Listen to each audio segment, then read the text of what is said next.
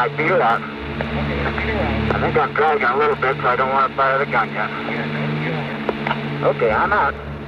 We're all on a one-way journey through life. And so therefore, sending a person on a one-way trip to the stars that takes his whole lifetime is not a suicide mission. A person gets to do a job that's very exciting. And really, when you and I work, we work for all of our lives. Hopefully it's something that's interesting. These people would be the same way.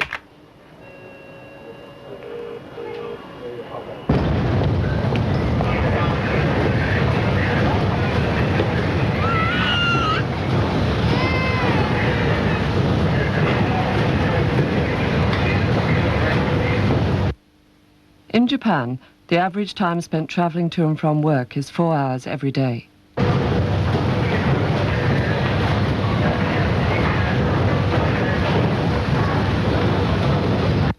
An estimated 537 million cars will be on the road worldwide in 1991.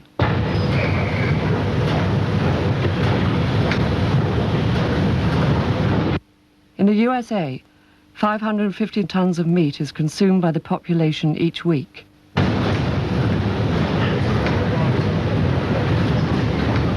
Every day, 430,000 newspapers are printed in Britain.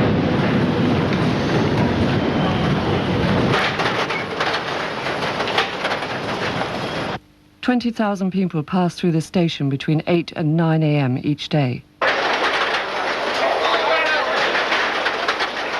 Like most other people, I'm bored with this endless debate in the news about disaster and crisis, where we're told that now even our most basic needs are poisoned or diseased.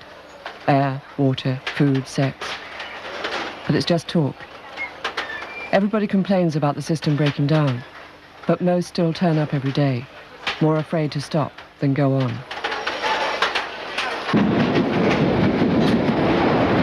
Not all of us struggle to work.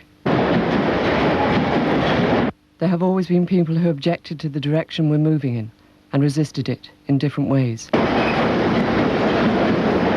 But it took more than a few madmen to create this world I was born into. It took faith in their madness, a willingness to be processed and rationalized,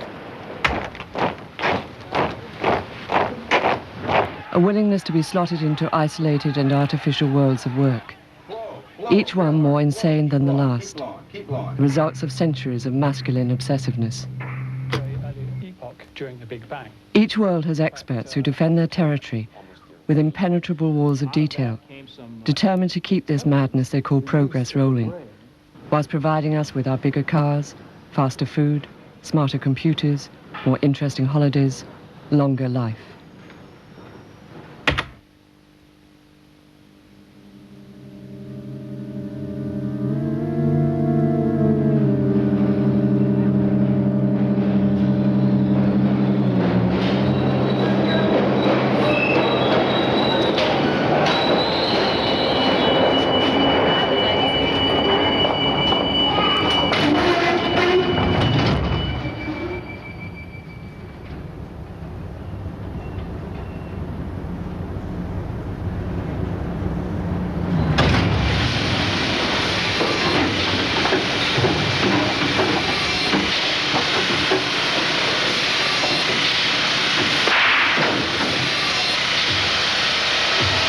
The foreign-built machines require merely 10 minutes from killing the animal to its final packaging for export in cardboard boxes.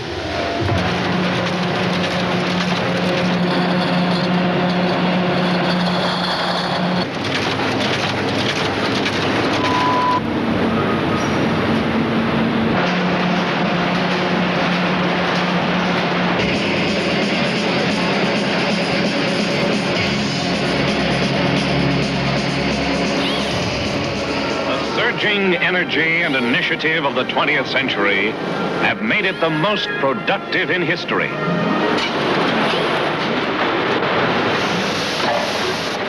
Now, my overall posture is that any gain in productivity is always good. That's a fundamental, I consider axiomatic, that you shouldn't even talk about stopping anything which increases productivity. It was easy for me to stop this machine, but the bigger one seems to have the accelerator jammed at full throttle. 10 minutes is all it takes to turn a live cow into beef burgers. 2 minutes to eat one. It's only production that makes money. Making things, building houses, making cars, producing washing machines, making computers, if you like. The fascination we have with gadgets and tools makes it hard for us to slow down. We hate pollution, but love our cars. Making, inventing, and buying things keeps us busy, and there are a lot of us to keep occupied.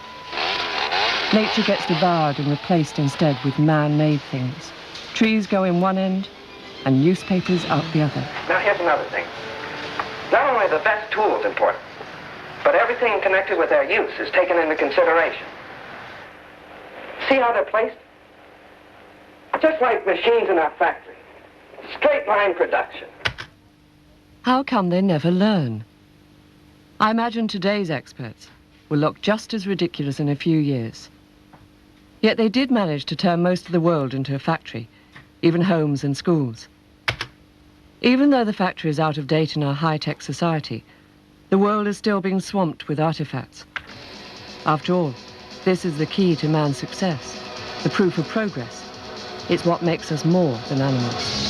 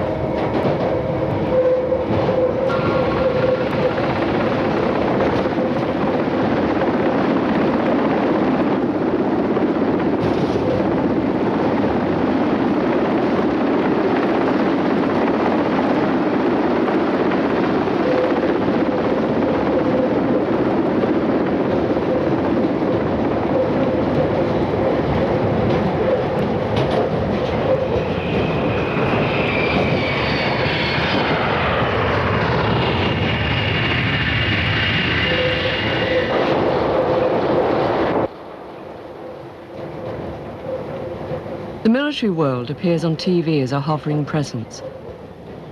Most of us rarely actually come into contact with it. Yet half the world's scientists and vast quantities of natural resources are used up to protect us, whether we like it or not. Mae West once said, "Strange. Every time I meet a man, he wants to protect me. It makes you wonder what from."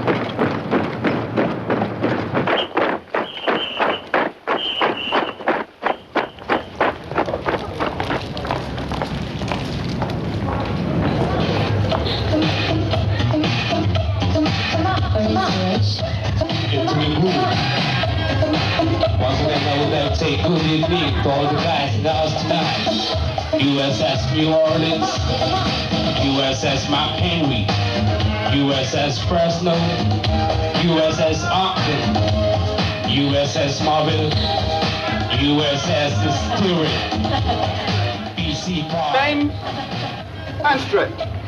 Bend and stretch. Bend and stretch. Bend. Many men appear to feel at home in this extreme environment, segregated from women, children, and other worlds. Territoriality is still rampant in our high-tech society, as warring gangs of males display common obsessions.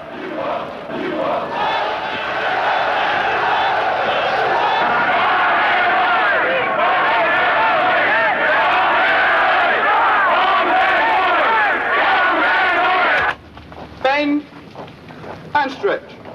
Bend and stretch.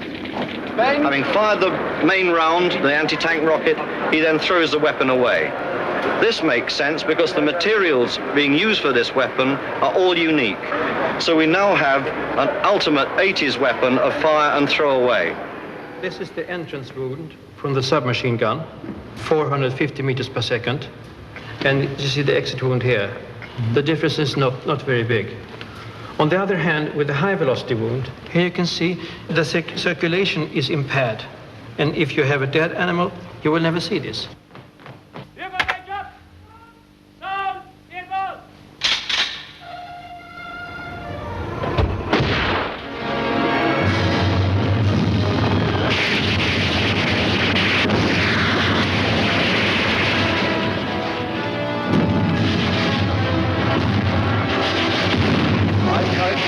My 7 years of command at the age of 46. I became a general when I was 46.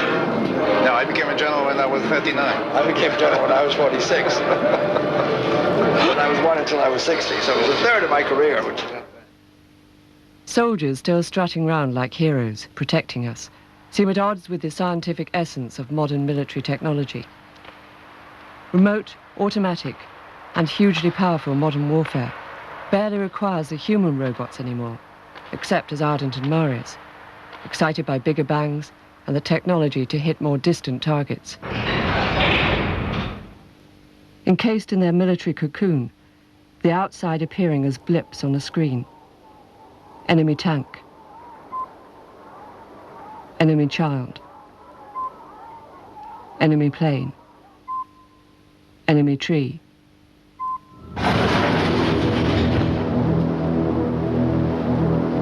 And detecting other submarines is Commander Walker's main task.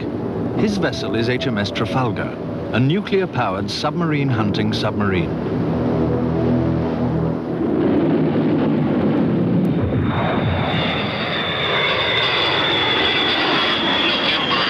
Charlie, stand by. Watching every move the other side makes, aircraft filled with electronic surveillance equipment check for signs of a surprise attack. If you're listening into people talking, the Russian radio pilot, you still need a head inside of a pair of earphones. Now, it's true we can tape that conversation, but we do not have the capability, to my knowledge, to have a computer listen into the conversation and then alert someone if it's an important conversation. If it wasn't so destructive, we could laugh at the absurd paranoia on constant alert, probing and prying into everything, tiresome plotting and counterplotting, wasting everyone's time with their subterfuge. Communist controls imposed in the communist countries after World War II were just of such a draconian sort that the spies had a very difficult time operating at all or surviving. And therefore, using the techniques we had used in World War II just didn't work in terms of getting spies into the Soviet Union. And we had to devise other techniques, so we turned to technology to help us learn what was going on in that vast, denied area. Here's where the illusion of protection wears a bit thin. I wonder how many denied areas he has tried to penetrate. Whether sexual, scientific, or political, the main priority seems to be gaining access in order to dominate. They describe it as defense, hiding their drives behind the usual smokescreen. The Pentagon actually described the atom bomb, which wiped out Hiroshima, as a protective umbrella. That's what I call camouflage.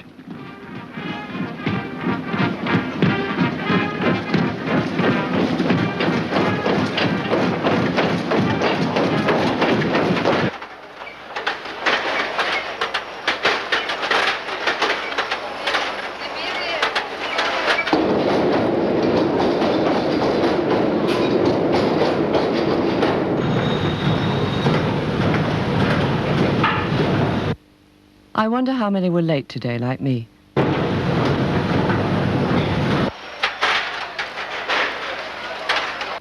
We used to complain about clock watching, rebel against the 9-to-5 syndrome. Yet, if anything, people are even more synchronized now to standardized, man-made time, fighting their way through the crowds to get to work on time.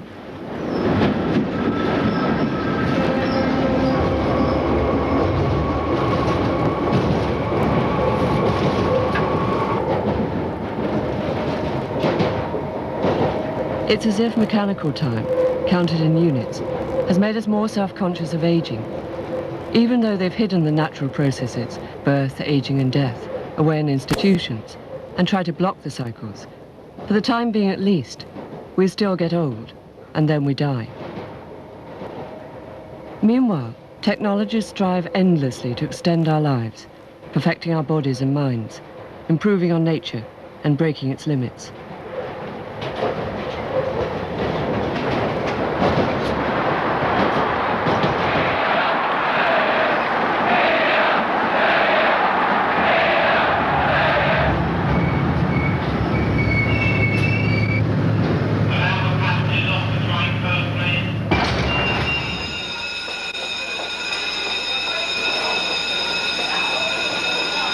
Right, so you can use colors, you can use little words, you can use pictures, whatever you like, as fast as you can go, starting now.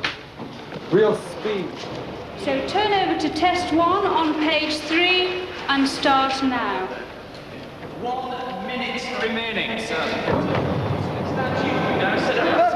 The major corporations in the world, especially the computer corporations, are spending hundreds of millions of dollars a year literally on training their personnel, because they know that as soon as the big brains come into their organization wins. So we realize that intelligence, the use of the brain, is, if you like, the next quantum leap in human evolution.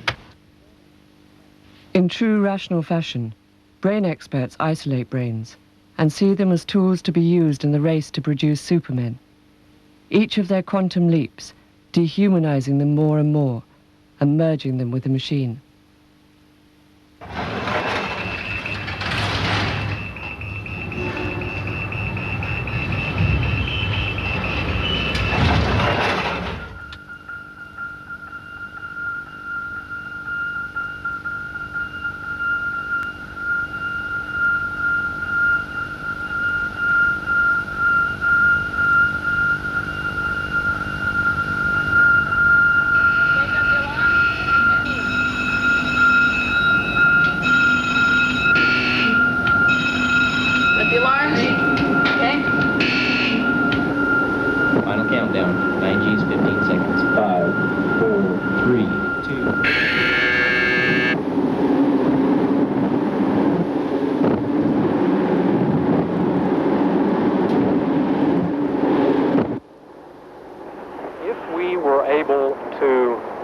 That was going to go on in a battle. If we knew where the enemy was going to be, we knew where our friendlies were going to be, if we knew how well our aircraft was going to work, how well our weapons were going to work, it wouldn't be necessary to put a pilot in the loop, because we can program a computer or a drone to go do that work. But that's not what happens in the battle. Therefore, we believe that for a long time, we're going to have a human in the loop. Unload, unload, deep strain. Deep string. Release the stick. Unload, unload, deep string, deep string. But now we have to redesign the operator. And the decision is, do we maintain a biological operator or a silicon-based operator? They can probably redesign people to keep them in the loop for some time. But why should we want to remain in this undignified race with technology? Push it up and pull it down. Blow it all the way out. Out, out, out, out, out, out, out, out. 10 more seconds. Bring it out. Come on. Good job, Pat. Almost there, Pat. Good job. Just keep going. Blow, real hard. Blow. Keep blowing. Keep blowing. Keep blowing. Hold it. Hold it. Hold it. Bring it on down. Now just keep walking. Singles, 2, 3, 4. Now hold press up. 2, 3, 4. Now singles. 1, 2, 455. 3, 455. And another one of our patients has wanted a C-cup because breasts are in. Dr. Roxanne Guy from Melbourne, Florida is her plastic surgeon. And patient number 2 wants to have liposuction on her thighs and hips. Her plastic surgeon is Dr. Robert Hines from Dallas, Texas. Patient number 3 says she's been thinking of having a facelift for years.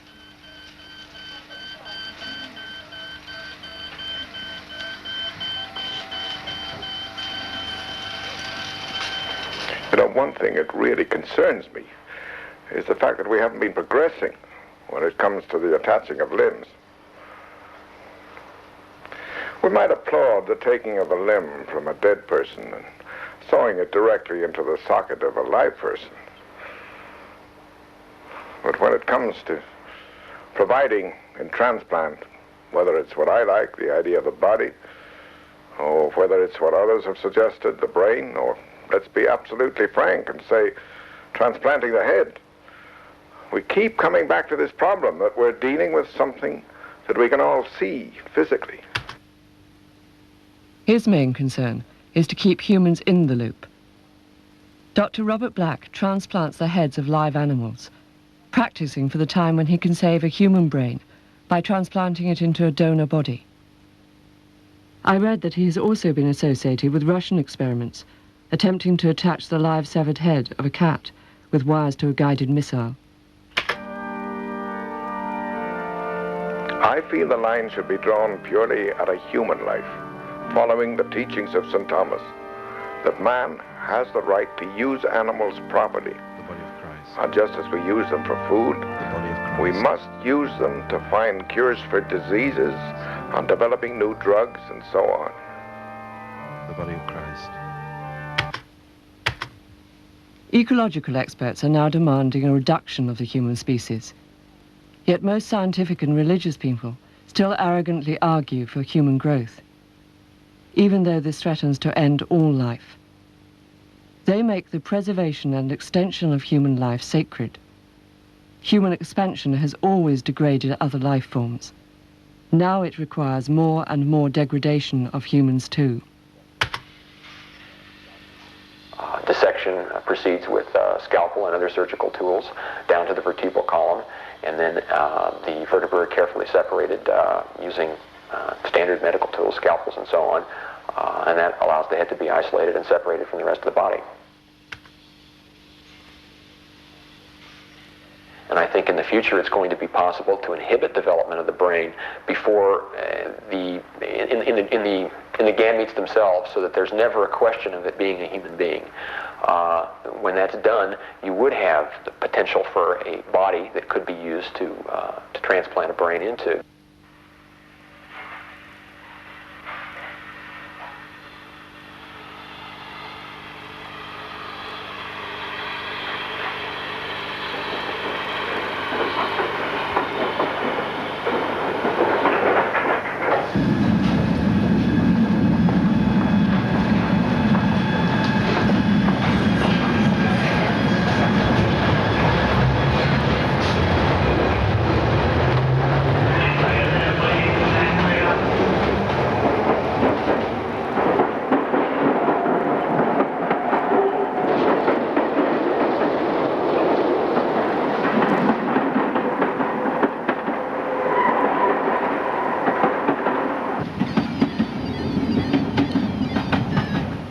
Apparently, unlike girls, most boys, when given the opportunity, relate to machines better than they do to people.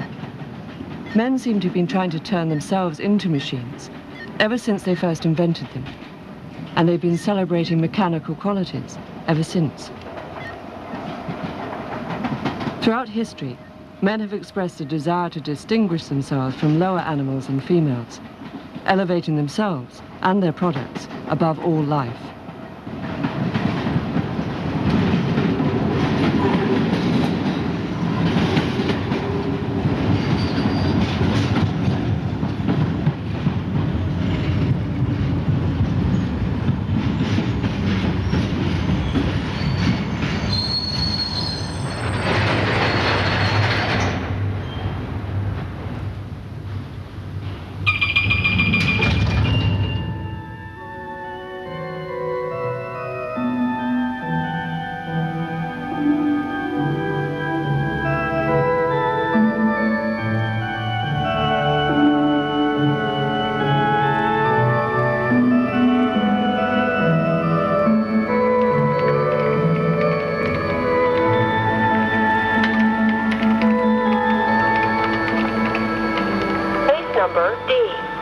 00022 was approved without conditions on September 1st, 1988. Hello, I'm Stella. People often ask if there will ever be machines that think. Well, we ourselves are machines that think by using great computers in our brains. And someday we will know enough to build machines that do such things and more. So if you ask me what's the point of a mind, and I think I'll just rephrase that and say what's the point of a brain for the time being at least. The brain is the onboard computer. If you ask me what's the point of a scientist, I think I'll just rephrase that and ask what's the point of a human being who sees himself as a machine. It's strange that the desire to be totally rational and eradicate all subjectivity seems to produce an irrational hatred for anything not made by man.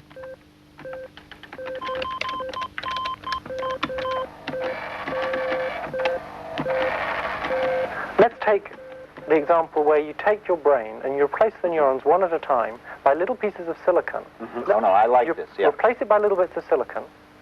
Whatever the real system does, this silicon system also does. I could make a copy of you like this. Let's suppose I make a clone of you, and it will behave just the same. I'd be able to have a conversation with it. It would say just the same things. It's got exactly the same behavior. All men, and this includes those with onboard computers, emerge from their mother's wombs. It's as though these natural origins make them look weak, and they hate that. What they seem to look forward to is a totally rational world, where machines reproduce themselves, parallel to the religious world, which leaves females out of the creation fantasy. Caution, fuel. Fix it. Fix the fuel. Okay. Max range? 340 miles. Normal. Normal. God's eye. God's eye. Zoom. Zoomed.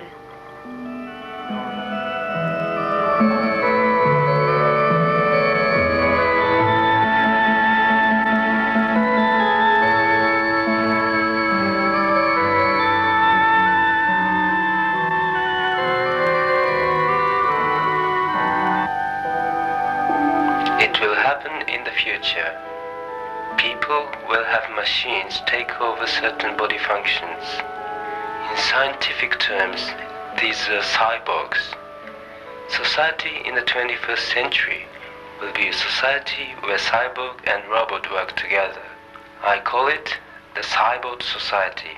I think it will make for a kind of utopia.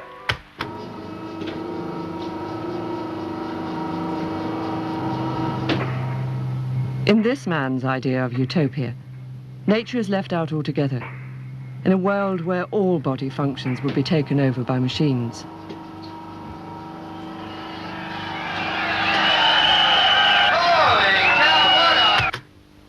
But it's his sexual drive which still ties man to the animal world.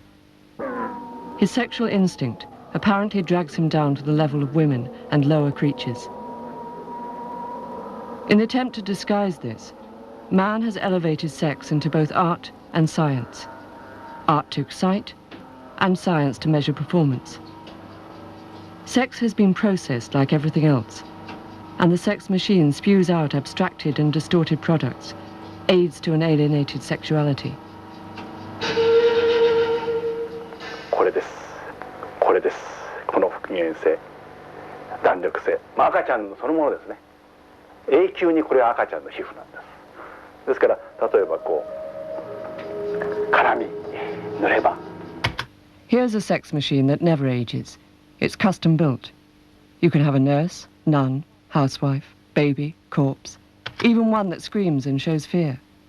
Masculine urges could be satisfied independent from nature, if that's what they want. 新しいエロチズムっていうものを展開できるんじゃないかと思います。まさに軟体機械としての素晴らしい世界が皆さんももうすぐお見せすることができるんじゃないか。世界の皆さん待っててください。待っててください。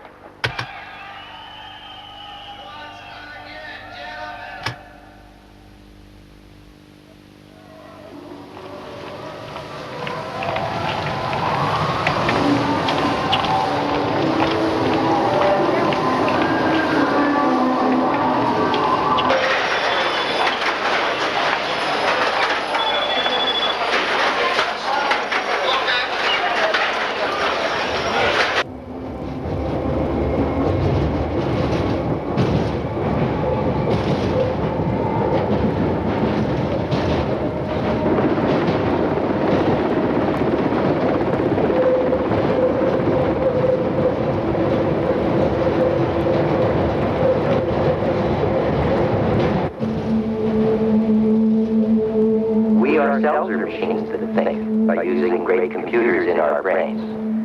And someday we will know enough to build machines that do such things and more.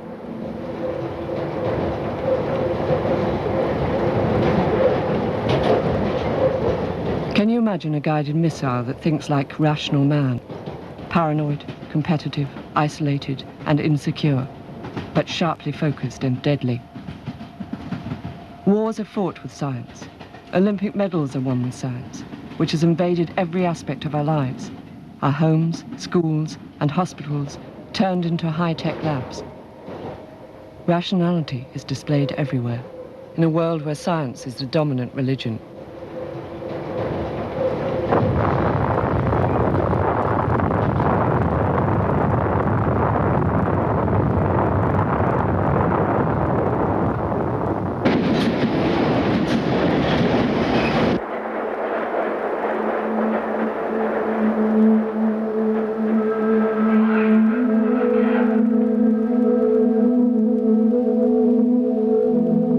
Over the years, we have come to realize that the universe does not just behave in an arbitrary way.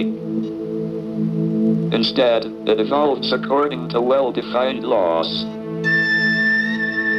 This complete set of laws could give us the answers to questions like, how did the universe begin? Where is it going? And will it have an end? If so, how will it end? If we find the answers to these questions, we really shall know the mind of God.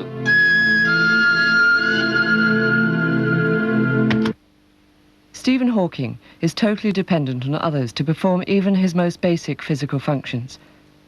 Yet even though his body is tragically wasting away, his capacity for abstract thought is superb, super-developed.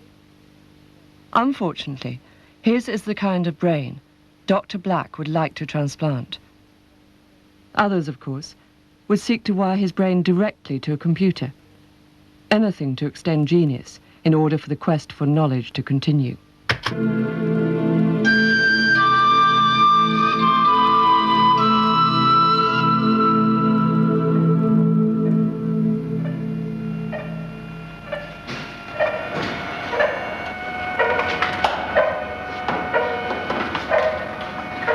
Purely a function of my current and the amount of current I put on, you see. I can turn it around and leave it at any level I want, either low or high, and he will do the same thing each time.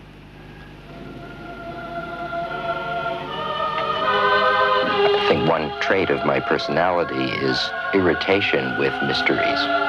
If I see something that I don't understand, I want to know how it's done. And I always took apart any mechanism that I couldn't understand.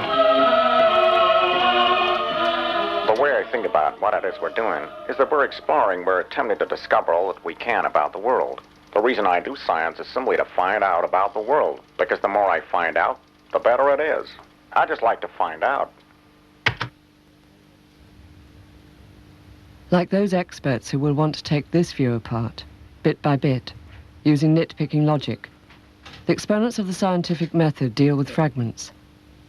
Even the most accessible scientist solves problems by isolating them, studying bits of things and people. The popular and charismatic physicist who worked on the atom bomb, Richard Feynman, did much of his research in topless bars. Objectification is a strange thing. The tunnel vision of the specialist combines with a masculine eye for detail. They peer, probe, poke, and dissect with detachment.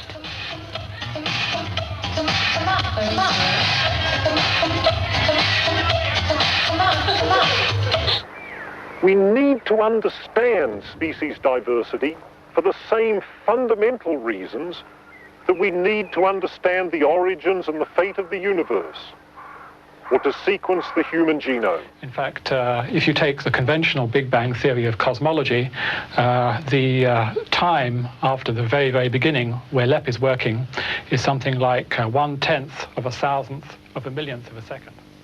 We believe it's better to make things rational than to accept them as irrational, whether they are irrational or not. Why? Because we can store the information easier, we can transfer it to other people easier, we can communicate easier. Should we assume that things were chaotic, we would have a terrible time.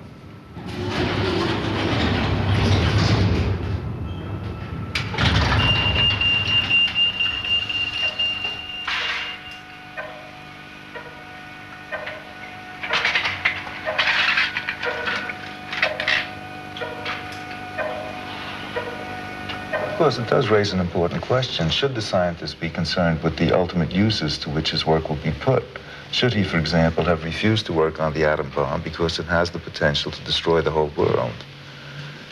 And, of course, we've given that answer already. Scientists have given it. Well, that raises the issue about every new advance in science brings up some troublesome issues. I mean, that... the slippery slopes of science, again, in the sense that... I don't think you can expect the scientist to be concerned about that matter. He, as we all seem to agree, he is internally driven, and he's not concerned with the ultimate consequences. Like the man said, they're internally driven. Driven to probe and dissect. Oppenheimer said that the atom bomb presented them with a technically sweet problem. They couldn't resist it, and felt that they shouldn't have to. The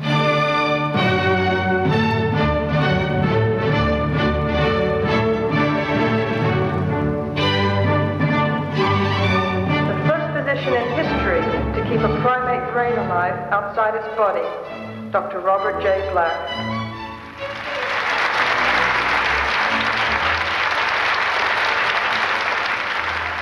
Maybe instead of Nobel Prizes, we should introduce a scientific equivalent of the Nuremberg trials.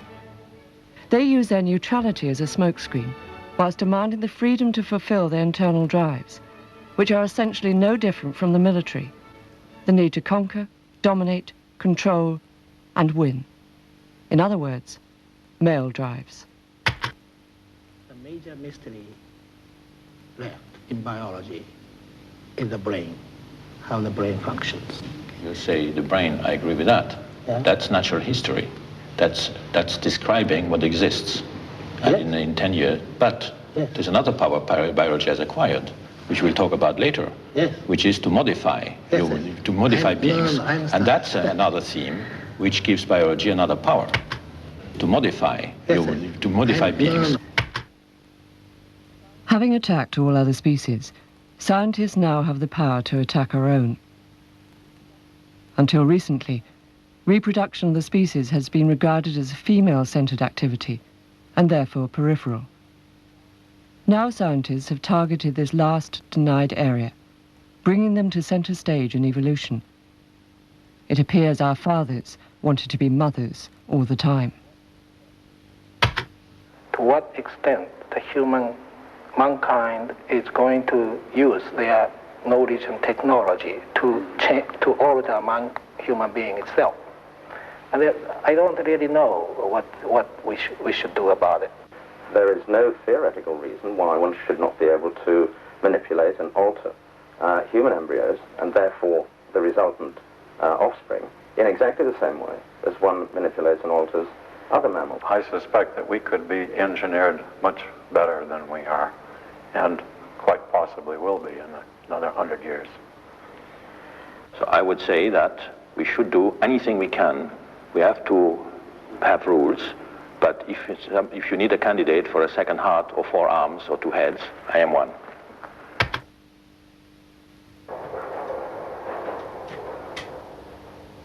It looks as though we are about to be bullied into more insanity because we are not informed. What was it the biologist said? Knowledge is power. It has authority. The guidelines for most modern societies are usually based on some book or other, mostly filled with rules to regulate and standardize thoughts and behavior. Experts in the past made gods out of these authors and demanded unquestioned belief in their words. Words which these experts used to justify their own actions. The menacing spectre of Dr. Black, armed with the antiquated text of St. Thomas and the tools of this high-tech world, transplanting animals' heads leaves room for thought. Thought of a different kind.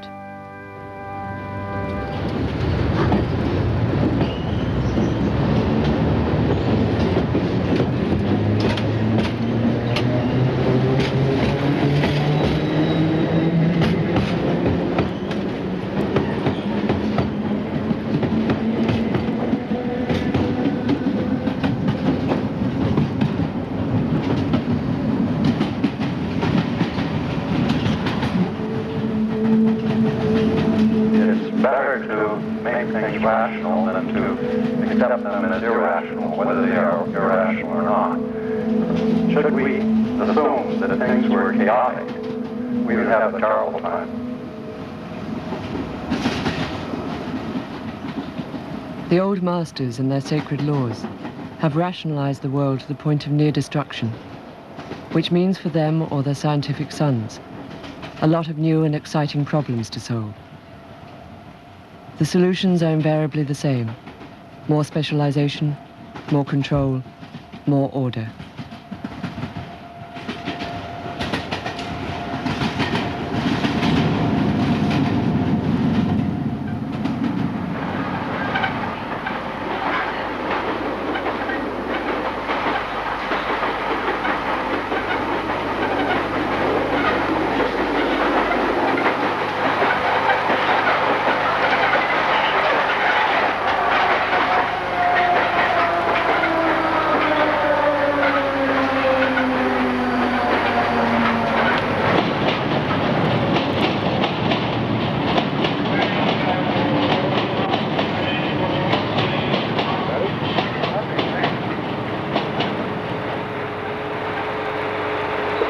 Separate from the spacecraft. Okay, separate from the spacecraft this time. All right. 8, 7, 6, 5, 4, 3, 2, 1, feu!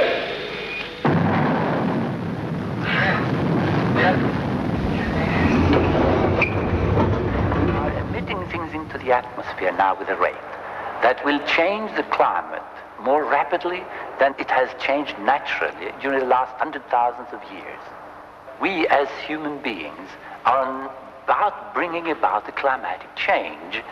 And one of the consequences will be the increase in the sea level by about what is predicted now, about 1.5 meters, that eventually wipe out all the major cities, such as London, New York, Los Angeles, Tokyo. CDR and LMP, panel 6 and 9, pat down off.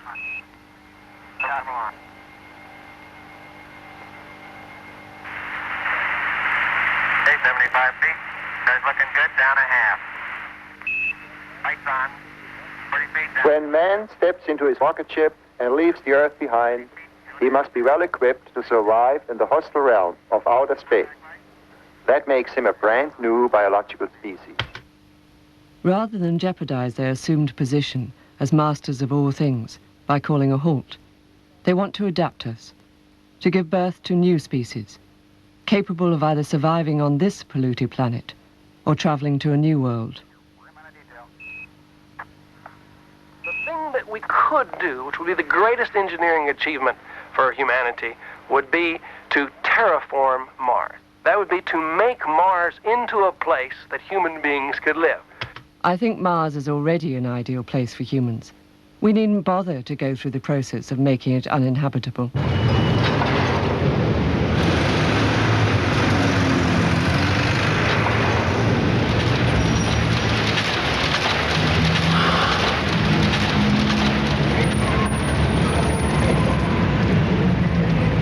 We're going to have to send our robotic probes first to find a habitable planet.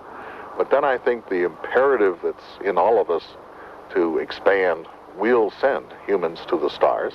And like the Polynesians, only a few people will go. Probably will be a very picked genetic pool of a few dozen people.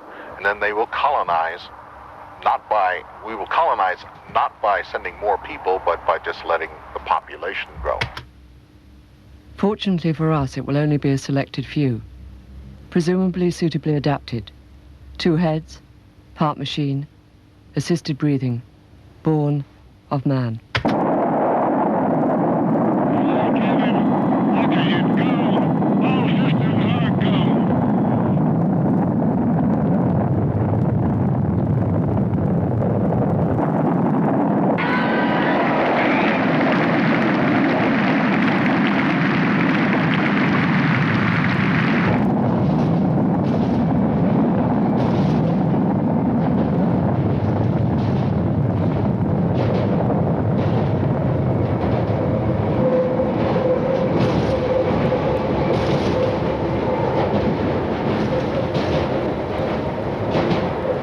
Underlying the absurdity of rational man's development seems to be the belief in his superiority. Whether politician, financier, industrialist, philosopher, scientist, or militarist, they all assume the right to invest the world's resources in irrational obsessions. As they have accelerated man's power, the warrior's spear has been replaced by the megaton bomb. A cow made into beef burgers in less than 10 minutes. Yet rather than criticize the idea of progress itself, rationalists blame each other for the mess the world is in. Even the elegant scientists still try to point to greed and ignorance for the planet's drift towards disaster, focusing attention away from their obsessions to know everything there is to know, to do anything that can be done.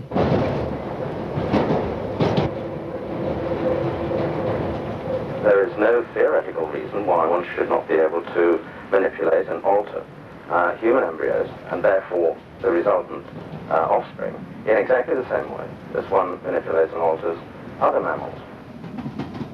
In fact, I believe that by the middle of the 21st century, brain transplantation or its equivalent will be a reality.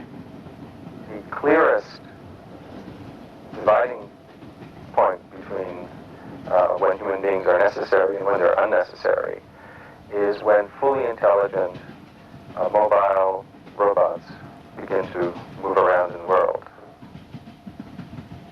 With little nano machines that have all the information to build anything that you might want to build, you could plant in your backyard essentially a seed that would grow into a Porsche, for example.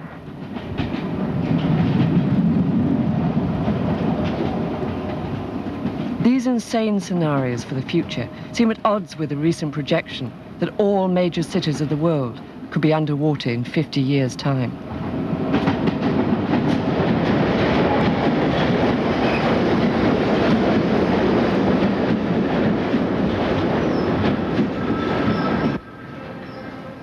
Men often say that if it was up to women, we'd all still be living in caves. There never were just caves or the barren stony landscape this assumes. There was nature, empty of man's technology, but plentiful as a habitat for all earthly species.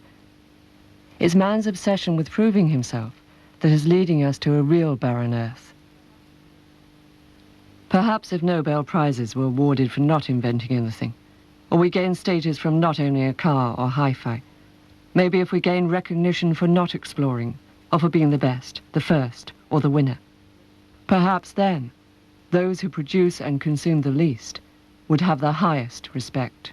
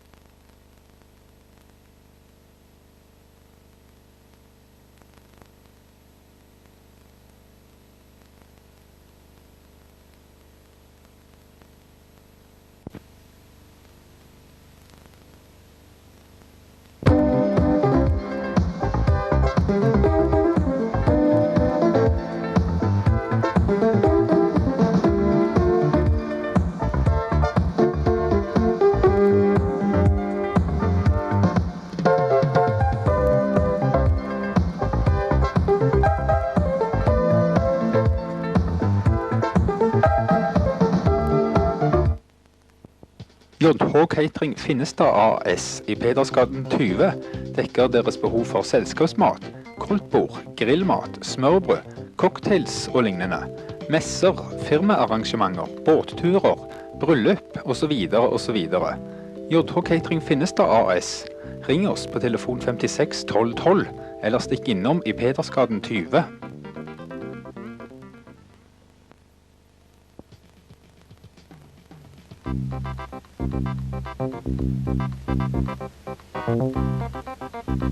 Vigo elektronikk i Øvre Strandgade 79 fører datautstyr, instrumenter, oscilloskoper, komponenter og båtutstyr som ekkolodd, VHF, båtradio og navigasjonsutstyr. Elektroniske byggesett med videre. Stikk innom Vigo AS i Øvre Strandgade 79, telefon 52 83 65. Hvor langt kommer du egentlig for 120 kroner i våre dager? Hos Bruktbilutleie på Grannesletta får du leiebil i et helt døgn for kun kroner 120, inklusiv 50 km fri kjørelengde. Ring oss på telefon 65 51 76. Enten du trenger personbil, stasjonsvogn, varebil eller pick-up. Bruktbilutleie på Grannesletta har åpent til klokken 22. Ring oss, telefon 65 51 76. 65 51 76.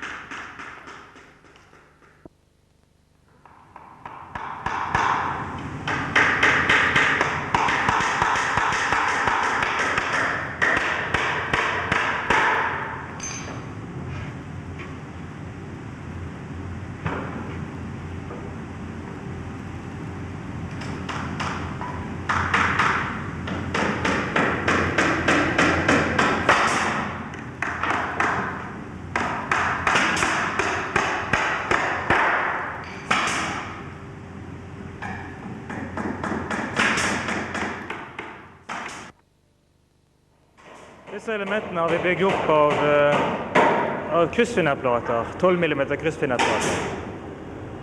Og vi har først utprøvd størrelsene direkte i terrenget. Og kommet frem til de størrelsene som vi nå har her. Der de store elementene har en bredde på 15 cm, og de små på 14 cm. Produksjonen er lagt opp til å være så enkel som mulig, slik at hvert element består seg av striper som er like breie. Og hvert element blir slått sammen av 8 slike tilkappede striper. Og i dag har vi da produsert ca. 25, omtrent 5 av de største her, og en 20 stykker av de små her borte.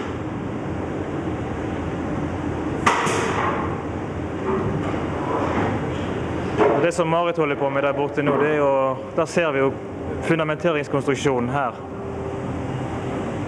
som vi er litt spent på kommer til å fungere. At vi legger inn små tverrplater med hål i, som da passer til en 2x2 lektepele som skal gå inn her.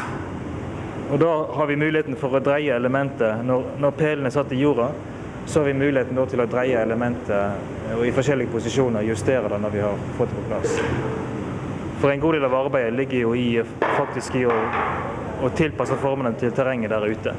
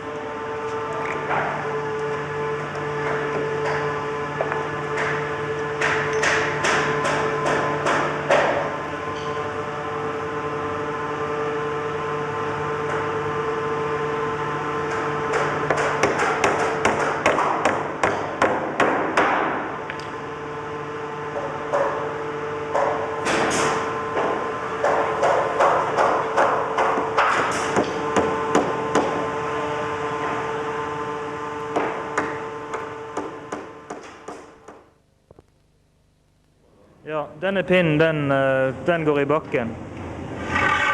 Slik. Og den kommer til å bli satt ned mer eller mindre etter et rutemønster. Og når disse her da er satt ned, så blir elementene tredd oppå gjennom de hålene. Og da har vi muligheten til å variere posisjonen av elementet, dreie de eller løfte de over og bytte om. Store og små, om en annen.